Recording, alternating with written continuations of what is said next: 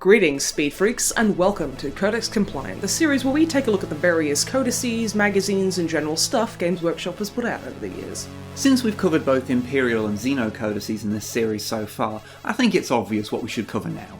Something Chaos? No, we should cover something Imperial and Xeno. Never before has the Orc menace been greater. Ghazghkull has achieved what we thought impossible. He has united hundreds of warbands with but a single goal: the total and utter destruction of humanity in the Armageddon sector. Codex Armageddon was released in the year 2000 during 40k's 3rd edition. It's relatively short at just 32 pages, but it heralded a worldwide campaign that summer that would affect the canonical outcome of the particularly bloody Third Armageddon War, but we'll get to that later. Oh, and this codex was written by Andy Chambers, Jervis Johnson and Gav Thorpe, so, take a shot. Unlike the codexes we've covered so far that are about one particular faction, this codex covers the Third Armageddon War as a whole, a conflict where Ghazghkull Thraka's Orc forces assaulted Armageddon, a hive world at the centre of several Imperial supply lines. Or to put it another way, a place the Imperium would not let go without a fight. This third war was effectively a do-over of the Second Armageddon War, where Ghazghkull tried, and failed, to take the planet 50 or so years earlier.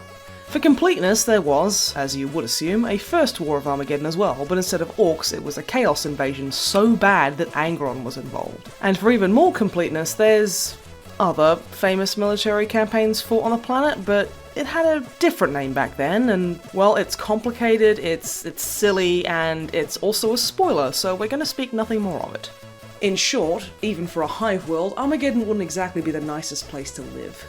The introduction to this codex is, oddly enough, an introduction that introduces you to Armageddon. It covers the history of the planet, which is pretty much what Snipe just said but in a lot more words, before detailing the build-up and breakout of the Third Armageddon War. It's really quite interesting and gives plenty of information about how brutal the fighting was on all fronts, from the Void battles to the sieges to the Titan warfare. It all provided inspiration for the battles that you could fight as a part of this conflict. This is also where we hear about Archimedes, the Orc genius behind Ghazghkull's teleporter technology. Now, he may or may not exist, but the name Imperial scholars came up for him amuses me, so I must mention it. Archimedes. The bulk of this codex is dedicated to allowing you to field 4 new army lists for forces that were present during the Third War of Armageddon. Those armies are the Cult of Speed, spelt with K's because we're apparently in mortal in combat now, the Black Templars, the Salamanders, and the Armageddon Steel Legion. As is standard for these types of lists, you still needed a base codex to run these armies, the codices required here being Orc, Space Marine, and Imperial Guard, and possibly Catachan. The Cult of Speed list, or more accurately the Speed Freaks list, allows you to build an Orc army based around, well, speed. The list removed the ability to take things that weren't already fast or couldn't be mounted in a vehicle, like dreadnoughts or big guns, but it introduced a handful of new units for the time, like Knob Bikers, Death Copters, Gun Trucks, which were just a truck with a big gun instead of a transport capacity, and Warbike Outriders, who were a slightly more expensive version of Warbikes that could scout ahead at the start of the game. Regular Warbikes and Warbuggies were also changed to just be a troop's choice. On top of all that, you had to start the game with all infantry mounted up in vehicles, and since their entire deal was speed, you could roll for reserves 1 turn earlier. Part of us does wish there were more weird variations for Orc forces in this book. I mean, after all, Orcs represent half of the forces involved in the conflict, and they are prone to odd and quirky armies. But at least if you then you could. Still wish they'd added rules for other variants in here though, like, say, a Dread Mob army or something. Unrelated to the list, but relevant to the codex, at the same time as this book was put out, they also released the then new but now current model for Ghazghkull, sculpted by Brian Nelson. Makes sense, seeing as he's on the cover and his previous model wasn't quite intimidating enough. Moving on, we have the Black Templars. Some of their list is just moving their scouts into other squads, as Black Templar neophytes are effectively adopted and trained by a regular marine who they fight alongside. It's all very knighty. However, the big thing in here, and the reason I bought this codex nearly 20 years ago, was for this: the Land Raider Crusader. I didn't even collect Black Templars, but I had to have one for my Dark Angels. After all, although the Black Templars could have as many Crusaders as they could fit into their force organisational chart, since canonically they developed the pattern, other Space Marine chapters could take one and only one if they wanted. And I wanted to. even if the original Crusader model was one of those horrible metal upgrade kit things that just fell apart all the damn time. Although that did mean that to use it in my Dark Angels I had to bring 3 separate codices to the table, which is just getting a little silly. Might as well bring an assassin along while I'm at it, make it an even 4. I eventually ended up giving that Crusader model to Snipe for her Space Wolves, which I'm sure would have really annoyed my Dark Angel army if it still existed. Still, at least it's not my problem anymore when the multi-melter falls off again. Oi! Yeah. Oh, mate. The Black Templars also got the ability to take marshals, rules for the Emperor's Champion, and show off a curious Rhino conversion that uses the same parts that were later used on the Mark II Rhino on a Mark I Rhino. I mean, it makes sense since they're just from the Land Raider kit, but it looks weird? It's like seeing a brand new shiny PC monitor plugged into a Commodore 64. The second Space Marine chapter in here are the Salamanders, who have some unique upgrades. Reinforced Ceramite for vehicles prevented melter weapons from rolling the extra d6, and Salamander's Mantle prevented one model per army from being insta-deathed by weapons with a strength double their toughness. Additionally, the high gravity of their homeworld means that they have naturally large and well-muscled physiques. So, Salamanders were 1 initiative slower than regular Marines, and have 1 inch removed from their fallback and advances. Or to put it in layman's terms, because they were big, they were slow. The never give up rule was pretty interesting too, allowing the Salamander player to make the game go on for a turn longer than it usually would just because the Salamanders are particularly stubborn, even for Marines. Their actual list is mostly the same as a regular Space Marine one, but with more melters and flamers and less weapons that aren't melters and flamers. This was also before the Salamanders were described as having jet black skin with red eyes, so there's a few pictures of unhelmeted models with varied skin tones. We're mentioning this partially because it's interesting, and partially because we've seen vicious arguments on 40k forums that claim the Salamanders have never been portrayed without the jet black skin tone.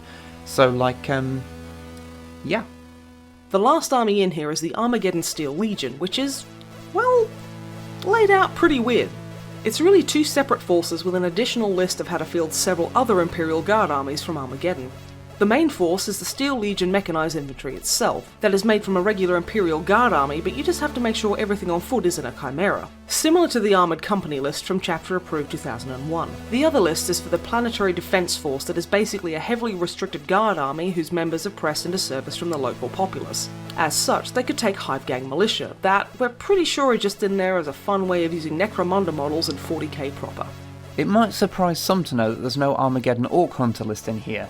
For those not aware, they were guardsmen who've gone a bit feral and adopted behaviours from the orcs they hunt. Their list would later appear in White Dwarf issue 264 and would be later reprinted in Chapter Approved 2003.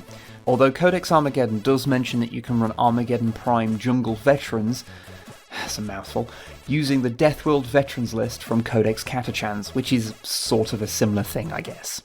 Also, and we mention it here since we couldn't think of where else to put it, in the segment of the book that shows off the various other Imperial forces involved in the war, you can see a member of the Death Corps of Krieg from before they had their own Forge World models. This one is just an Armageddon Steel Legionnaire, but painted a little differently.